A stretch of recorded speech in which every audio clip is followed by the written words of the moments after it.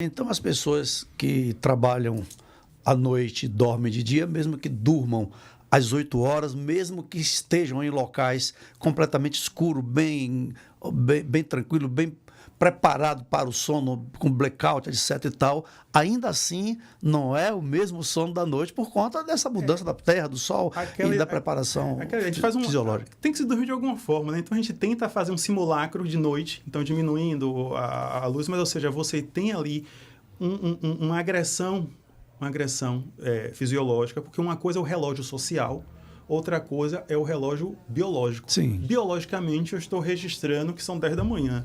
Só que aí socialmente está se marcando que é 3 da manhã. E cadê esse sono? Então, ou seja, há ali essa assincronia. Então, é necessário. A pessoa cria um ambiente, tem as recomendações, né, para quem não pode modificar a sua vida social. Então, diminui a luz, baixa a cortina, use óculos. Tem uns óculos que protegem da radiação. Cria-se um cenário e a pessoa dorme, mas quando a gente vai olhar ali a longo prazo, existe um prejuízo neurocognitivo da privação do sono levada a longo prazo. E a gente vai falar em memória, a gente vai falar de atenção, a gente vai falar de inteligência, que é a capacidade de interligar coisas. Quando a gente vai falar de atenção, não é ficar olhando fixamente para as coisas, a gente vai falar de atenção sustentada, atenção alternada, atenção das mais diversas que tem, memória semântica, memória prospectiva, que é a memória do futuro, ou seja, lembrar de que eu tenho que fazer alguma coisa, eu tenho que lembrar de quando eu terminar de conversar aqui com a Ilse, eu tenho que fazer tal coisa, ou seja, é uma memória do futuro. Geralmente a gente associa a memória com algo do passado, então memória prospectiva. Sim. Todas essas funções superiores são reguladas no sono. Então eu estou criando um sono artificial. Vai dormir? Vai.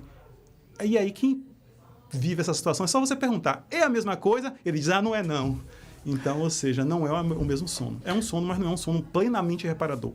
Ainda há pouco nós conversamos, você me falou que depende de indivíduo para indivíduo a quantidade de horas que tem que dormir durante a noite para que possa restaurar e viver bem e o organismo trabalhar super bem. Exatamente. E no caso das fases do ser humano, por exemplo, uma criança, aí alguém já fala que tem que dormir mais de 10 horas, quando ela vamos dizer assim, uma recém-nascida. Sim, né? sim, você tem ciclos enormes. Esses ciclos aí da vida, dessa faixa etária das pessoas que a gente vai passar, qual é a quantidade de horas que tem que dormir em cada fase e por quê, Anderson? O sono, vamos pensar a condição primeira do sono, né? Para que ele existe? Né? Por que existe? Uma pergunta filosófica, né? Por que existe o sono ao invés do nada, digamos que assim, né? Então, se ele existe, ele ocupa um terço, em média, das nossas vidas, que ele tem um caráter de quê? Reconstrução de tecido. No nosso organismo, a gente tem o movimento do anabolismo, que é a produção de tecido, e o catabolismo, né? Que é justamente a desfazer tecidos, retirar a célula morta, organelas celulares que não cumprem aquela função. Para fazer isso, eu tenho que, aquela ideia, botar esse organismo em reparo. Então, todas as noites é um reparo do organismo, do desgaste que a gente fez a partir do primeiro momento que nós nos levantamos no dia. No recém-nascido, dorme mais, obviamente, porque está ainda se preparando esse corpo precisa crescer, né, a vascularizar esse organismo como um todo, aumentar, ou seja, está em fase de crescimento. Então, em fases que se tem idosa, você tem aquela reposição de tecido, reconstrução, várias coisas que tem. Então, fases diferentes de vida exigem níveis de reparo diferentes. Então, dependendo do grau de atenção que a pessoa está tendo, níveis de estresse, níveis de exigência de trabalho, adaptabilidade para uma outra função, pessoas que mudam de estado, assumem outro cargo de função, ou seja, há uma exigência cognitiva nesse novo trabalho que a anterior não tinha.